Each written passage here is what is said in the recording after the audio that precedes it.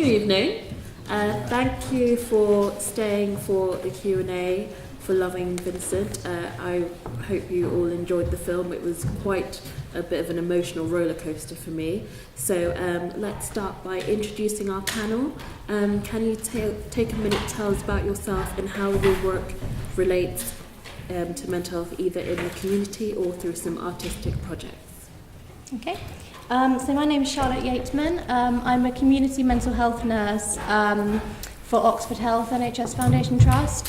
I also work part-time in the mental health nursing field at the Faculty of Health and Life Sciences of Oxford Brookes. So I teach on the nursing course.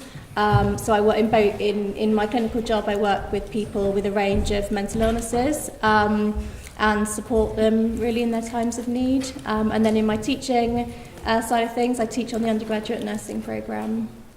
Thank you. And yourself? Hello, I'm Amy Enticknap and I'm half of Human Story Theatre.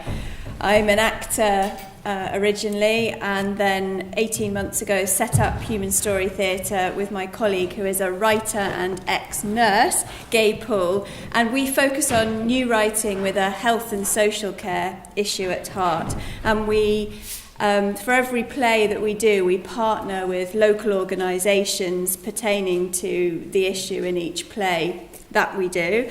And after every single performance, we have a Q&A with guest speakers from those organisations to talk about with the audience the issues raised in the play, but also to signpost services to the audience, local services. So, for example, we did a play called Flat 73 about loneliness, isolation, depression, sounds a barrel of laughs, and the Samaritans, and we partnered with the Samaritans.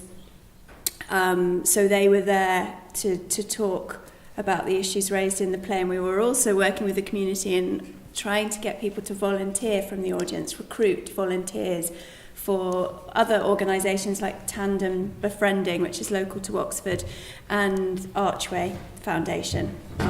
We've done a play about alcoholism as well, which also had issues in it about mental health. Thank you. Andy? Hi, my name's Andy Rees. I'm an independent filmmaker and a trustee of Oxfordshire Mind. And a bit like Amy, I do all the fun stuff. I'm currently making a documentary about assisted suicide and in legislation. But interestingly enough, I know a little bit about the technical aspects of this film. And back in the day, 20 years ago, I wrote my first screenplay. Was a screenplay about the 9 weeks that Vincent and Paul Bergan spent in the Yellow House in Arles, and that's why my small little production company is called Yellow. Well, thank you for joining us. So first, if we have a question for each of you.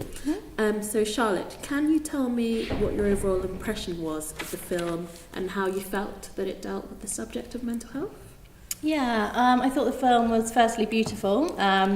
The animated style and the paintings, I thought it was incredible. I think the film kind of... Firstly, obviously, there was a lot of stigmatising words used to describe Vincent, which, clearly we don't use these days. And that's what, there's lots of anti-stigma campaigns out there to kind of battle that kind of stigma against mental illness. I also thought it was interesting how the word kind of cured was used a lot, so kind of how they thought Vincent was cured, and so why did he then go on to end his life? In mental health, we use the notion of recovery, so we talk about people perhaps not their mental health issue not being cured, but perhaps living with your symptoms and managing them.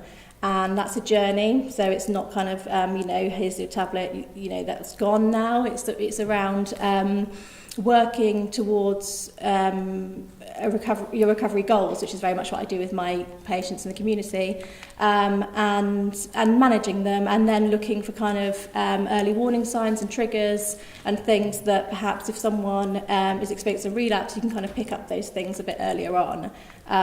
So we wouldn't so much think of the word cured. I also thought it kind of encapsulated a lot of the the feelings when someone does end their life, the feelings and the thoughts and the questions that people are left with. So why? We never really know why. They said, but he seemed okay, and then he suddenly wasn't. But, sometimes people can go through a period of actually, when they've decided that they wish to end their life, they might become quite relieved and feel that sense of peace. So that could kind of be some sort of explanation, but ultimately we don't know. And I think it just talked a lot about his kind of feelings of lack of belongingness and loneliness and other things that people experience. Andy, you touched on it a little bit earlier. This film took 6 years to make, which is quite a long time, and as you can see, it was beautiful. For those of us who are novice to filmmaking, can you talk us through how a film like that would be made? Because I'm quite baffled by it when I watch it. Well, first of all, I'm not an animator, and I've never been in charge of a £5 million film. Not yet. Thank you. This is actually fairly simple, but it's not. The process, it was shot in Poland. It was a tripatriate European Union deal, and Poland is a very good country to shoot in terms of tax breaks and labour. So it was shot entirely on green screen. So the dramatic setups were scripted by the husband and wife setup, and it's a beautiful script. And then it's shot entirely on green screen, which is very difficult, as you might know, for actors, especially in these kind of circumstances. And then they took it into post-production. But it's very easy to think in this day and age, okay, you've got this great script and you've shot it in green screen and you want to animate it because you want to make it look like a Van Gogh montage of painting. So why not take it into a piece of software like Studio Artist or something like that, which could do exactly the same. But the real genius about this, extraordinary thing about this, is they recreated every single frame, 65,000 frames, and it was they were hand painted by over, as Hugh Welshman said, 100 artists. That is an extraordinary feat. And you almost think, why did you bother? Because it looked gorgeous. Well, no, it did look gorgeous, but that in 4K, that could be emulated in any piece of software. But that just is the homage to the artist and the story and the nature of the subject. And that is an extraordinary feat. A labour of love, we might call it. Yes, hugely, yeah.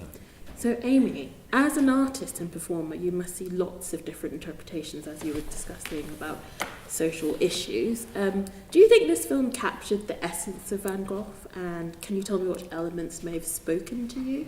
I'm not really an expert on Van Gogh, so what I have known about him, I have seen a play about him and another film as well. So I would think that it does, in a way. Interestingly, I'm going to sort of be devil's advocate. I can appreciate the beauty, not devil's advocate, I think this, I appreciate the beauty of the film, and it's, the technical ability of the artist and everything that went into it, wow, amazing and really innovative. But I found it very difficult to be emotionally invested in the topic, and I didn't feel for Vincent, and I didn't really feel for the other characters. I think it's really difficult to compare, and I'm not an expert at all on mental health, but I think it's difficult to compare from, we were talking about this earlier, about what it was back then to the stigmas now, because it doesn't have the same stigma now. Arguably, there are still stigmas about mental health, of course, but not in that same way. We wouldn't. I mean, would we call somebody a village idiot now? No, we wouldn't, because, and you wouldn't call somebody, well, a nutter, or you might joke about it in a small circle of friends, but not mean it in the way that it was meant in that film. So I think it's really difficult to to compare now and mental health now with that film. Yeah, I mean, if you want to contextualise, mental health within Oxfordshire in the 21st century to this, it's very difficult because the whole understanding is very different. And I think in the letters to Theo, he was very much, and we were talking about this earlier, about art therapy, etc., etc. He was like many people with mental illness was almost acutely aware of the circumstances in which they are existing, and he was using art almost as a therapy. Yeah. But you then have to sort of question whether that was just desperation because he knew nothing else, and there wasn't institutions and organisations and people involved in the care and nurture of mental health in those days. It is hard to contextualise. It is, and he obviously used art as his method of expressing himself, which we still use that in art therapy and things, and also like the relationship with the doctor. Certainly in NHS services, you wouldn't have that kind of relationship with the doctor. So it is also different, and like you say, really hard to contextualise. I think so. I must say, on a personal note, for someone who has been diagnosed with mental health from a young age, I actually found it deeply moving, but maybe because I think of my own personal journey and you can see someone struggles for it. So I find it quite interesting that you say, I didn't feel anything for him, or I thought, oh God, I don't know if I can get to the end of this film. Even though I've seen it 4 times, I still found it deeply moving every time I watch it. So yeah, I maybe it's personal circumstances, but I do agree. In this day and age, you wouldn't call someone a village idiot. I personally went bonkers, but I like to use that word because I think that's what happened to me. But yeah, it's interesting. We'd like to open this up to the audience. Does anyone have any questions that they would like to ask or any viewpoints they'd like to share? Don't be a stranger. Yes? Do you think the use of color was quite specific to the film itself? Absolutely. Would you like to take that? Well, in terms of the hues of the paintings? Yeah. It was, as I've read, it was so specifically created. I mean, they were using very specific hues of corns and this and that to create a visual image that we subliminally just understand as a Van Gogh painting. And I thought that was, technically, that was incredibly clever. Any other questions? Yes? We can hear you. Just shout. Yeah, I have a question. So, Vincent sought help, and I think this film portrays a lot how the accountability of the doctor and what is present in our day that,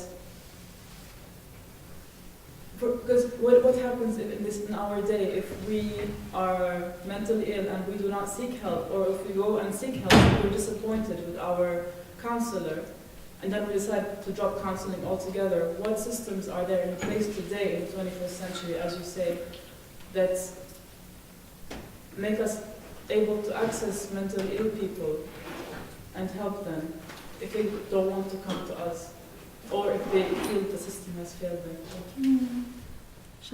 Yeah, I think obviously in Oxfordshire we're really lucky with the mental health services we have.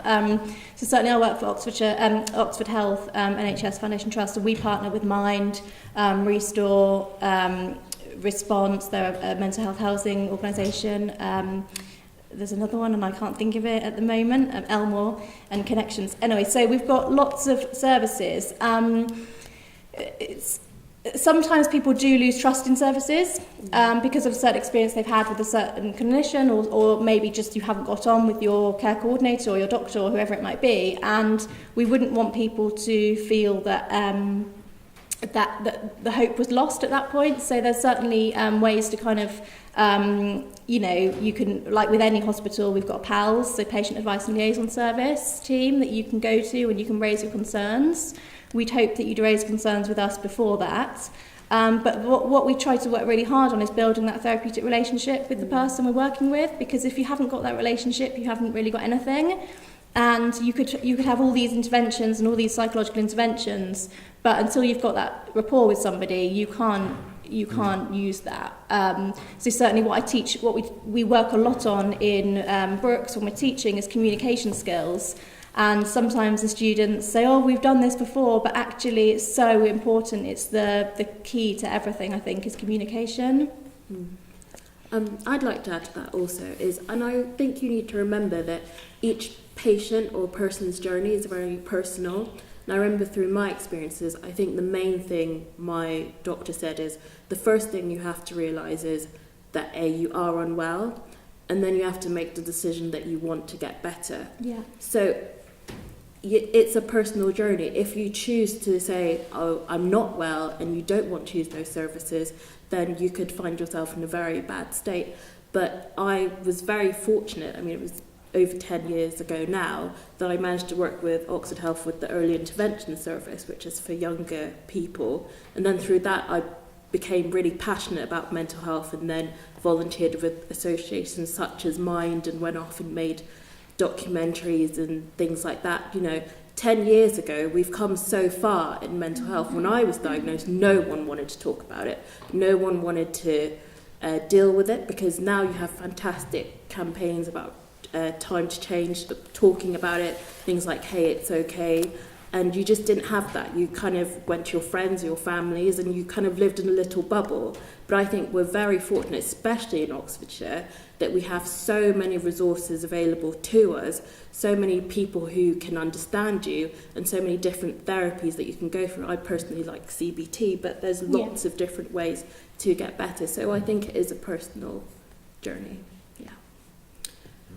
And how about yourself through performing? Do we have a lot of people who use performance as therapy? I would say they do.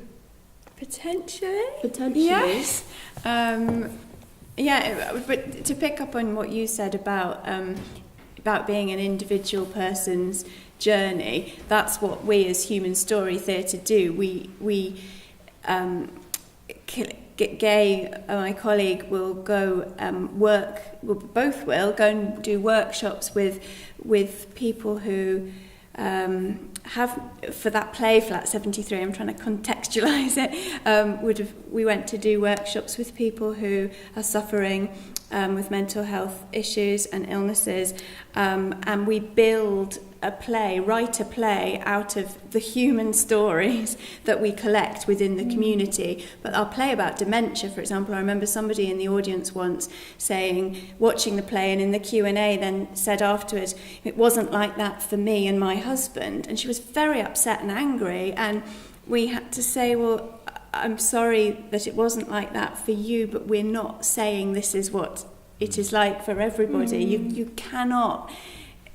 all journeys, like you said, they're individual, and it's just one way of expressing how one person's story could be. And if someone in the audience can identify with a tiny little bit of that, then I think that's a good thing. We try to raise awareness in a non-formal setting, and also it's slightly, if you're going to go to listen to a lecture about mental health, it is quite different than going to see a play. And a play can sort of, take you off guard in a good, positive way. You could see things or feel things that you're not expecting to see and feel, and it's that whole Aristotle thing about theatre being cathartic and all of that jazz. But it is representational of every man to an extent. Yes. Yeah. Yeah, it is. It's a human condition, really, isn't it? It's nothing new what we're doing, but we have the light's up like this. It's a shared light, shared space. We kind of experience, and we perform with people either in the round or on three sides. And like the play we did about alcoholism was all set in a couple's, a family home's living room, kitchen diner living room. And the first row of the audience, so say we were in the play, the first row of the audience was just literally there. So one of the actors would go like that with his glass of wine. You could almost reach out and touch the person sat there. So it's like you're in the living room with that family. You could be that family, if you see what I mean. Yeah. So, yes, question just there. I'll get to next. I think I'm right that the film didn't enjoy any success at the Oscars, did it? The success that the people involved in it had hoped for. Ironically, it was beaten by a Disney movie, as he was quite fearful of. Coco won it, if anyone would like to know. It's a damn good film, Coco. It is a great It's much movie. better than this. I mean, you should go and see Coco. I was going to ask why it didn't. Do you think it was because of the technique that was used that just didn't convince people as it might have done, or do you think it was because of the treatment of the subject? Steve? You? go for it. Yeah. I think it might be both of those, but I think fundamentally that particular organisation would see animation as a children's or a young adult's genre, and I don't think that.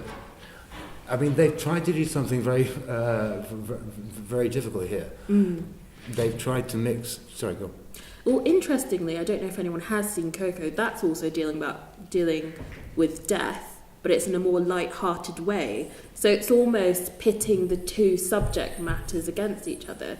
Do they want to see a wholesome artistic experience, or do they want it in a really nice, fluffy way that will make you hug your children afterwards? You're also dealing with box office. Yeah, box office. Yeah. So No point. We have 2 questions. yeah, 2 questions in that. Hi, yeah, so I'm a big supporter in using the arts to promote mental health awareness. But I was just wondering, things like film and literature and art and music, can you potentially see that being a trigger for people who might be on a mental health kind of recovery journey? And if so, what can we do to support those and to stop that potentially being a danger? A trigger in what way? So, for example, a negative? So for example, somebody watching that film who might be on a journey of recovery might kind of link that to their personal experience, but it also might hinder them. This is quite interesting, actually. This is completely in a different context, but I remember someone sent me on a Netflix series called 13 Reasons Why, and that caused a huge debate because at the end of it, I don't want to spoil anyone, but they showed how she committed suicide, and again, that was something that was a big debate. It was like, should they have showed that? It's a lot of triggers to a lot of people, and I remember having a discussion with my sister about it because she was very, very adamant. She was like, you shouldn't show that because that will trigger a lot of people. And I said, yes, but in a way, are you lying to people by not showing them the truth? It's a very thin line. Like, do you want to tell people the truth about things, or do you want to sort of cotton wool them?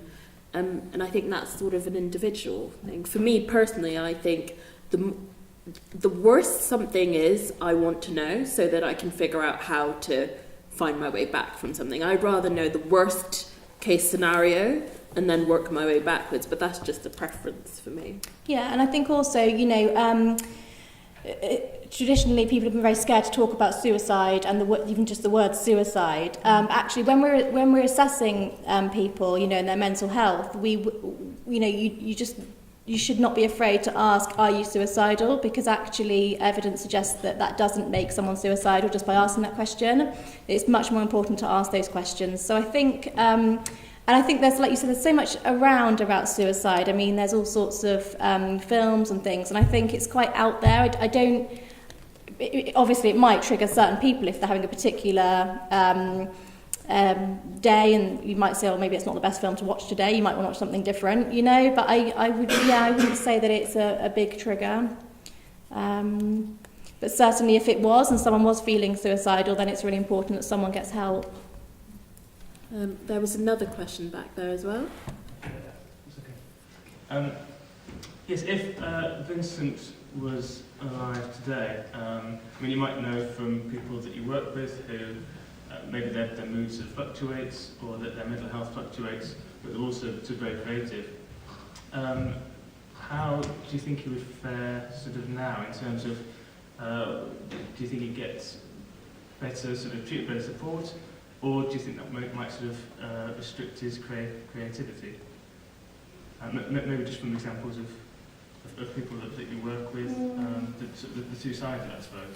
It's interesting, isn't it? 'Cause we had a chat about this, didn't we, earlier, and when we met the other day, and we talked about the link between creativity and mental illness, and obviously anecdotally there is a big link between, we say that people who are creative tend to have more kind of deeper thinking and maybe more mental health issues, and then people with mental health issues are more creative. And I think about patients I work with and I go, oh yeah, a lot of them are creative, but actually I'm just thinking of the ones that are creative. I'm not thinking about the ones who aren't.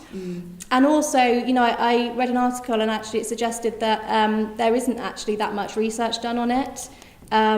It's quite small sample sizes, and also the kind of creative is quite varied. So they were looking at particular professions, but actually all the people in those professions might not have had creative roles, if that makes sense. It's hard to say what profession is creative and what isn't.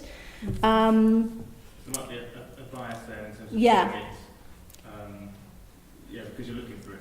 Exactly. And then I guess we talked about medication, didn't we, and how, and do you want to say more? I mean, like, for me personally, I'm pro-medication. When I had my episode, I was very creative. I was very, I've kept my scrapbooks, art pieces, videos, things I collated, and everyone was like, wow, that was brilliant. But my doctors were like, you are completely spiralling. You're completely spiralling. These things might look completely great to you, but you're completely out of control. So, yeah, at first, being a young adult, I was like, no, I want to be creative. I don't want these medications. But actually, I function so much better and I feel more balanced. And that's something that it takes a while to get used to. Because I think when you're young, you want to go and you want to do things and you think, oh no, don't take away my freedoms. But actually, I think I was very fortunate to have been caught at a time where I was completely out of control. And Lord knows, they say, you might even be a danger to yourself and they need to help you. So I've always been pro-medication, which, not a lot of people are, but I think it really does help if you find the right balance of drugs, though. I think that's very important. Balance is key. You have to find the right balance. There was someone here, and also we'll come back to you in a second. So Hi. There's two of you.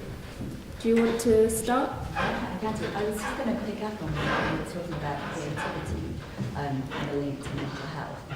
And I kind of think everyone is creative. And it's how you deem what I think perhaps society deems creativity to be art and performance, and that's not necessarily true for every person. And some people are far more sensitive in relation to their creativity and how they express it, and I think the film really captured that in terms of Vincent's personal journey. So I guess, I was just kind of thinking that it's part of the human condition. He was sort of saying, well, it doesn't really reflect where we are in mental health now, but I think actually some of the issues are the same. I think the issues are the same. It's how it's regarded now that's different. Yeah. I completely think, the things that were happening to Vincent are still happening to people now, definitely. I think that is the same, but it's people's attitude towards it. Yeah. That's what's changed, in my opinion. And when you bring that up, Vincent came out of an asylum, which was his therapy. And Oxfordshire Mind, as you know, has an amazing building called The Mill. Yep. Which is on the Cowley Road. Absolutely fantastic organization. And to me, it's an extraordinary place, which doesn't deal with anything other than therapy through art, Mhm. and from that comes everything else, you know, jobs and living and housing, etc., etc. And Oxford Your Mind has been scrutinised over the past 6 months as to the virtue of the mill.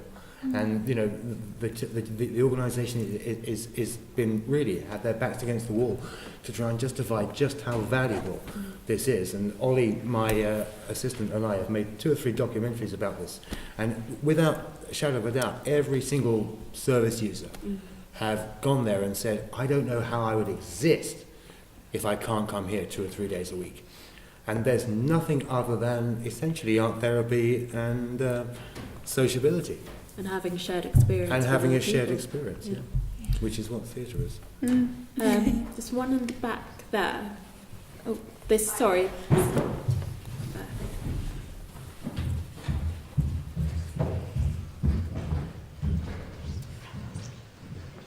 Hi. With regards to each of your professions, what do you think is the best way to destigmatise mental health? Just getting people to talk about it, Yeah. I think. Yeah. And talk about it, not just individually, but like you said, a shared experience in the community. So you can do that by, our theatre company goes to village halls. And to use as an example, we popped up in, I better not say the real name of the village because of what I'm going to say, but we popped up in a very small little village in Oxfordshire, and there were several the play was about alcoholism, but this could have happened with our play about depression as well. And there were many people in the audience from their local village amateur dramatics company. And one guy spoke up and he said, there's somebody in our Amdram company that we all know, but none of us have spoken about it yet, has a serious problem with alcohol, and I want to help, and I think we should help, but I don't know how. And luckily that person wasn't in the audience as well. I was facilitating the Q&A and was slightly starting to panic. But the people were dotted about the audience, and then suddenly it was this forum that was just very humbling just to sit back and listen to this, where they were all problem solving with the Q&A speakers we'd bought from Turning Point and Al-Anon, and problem solving and discussing how locally in this village and what organisations were the nearest by to help them solve this problem. And that is kind of how I think theatre. So that actually wasn't actually about the play or the piece of art. That was, and that's the thing for human story theatre, is the Q&A is as of equal importance to us as the piece of art. I guess it's the piece of art that provokes discussion and thought provokes, and then the doing. It's almost like a social commitment, social cause, really. Sorry, I've gone on a bit. Talk about it, watch it, film it, direct it. Any way you can kind of get the information out there, I think that's the and way. be more interactive about it. You know, we've all got cameras on our phones, and I think you know, there's never been a better time to put stuff on social media. So allow the people, the service users, the people who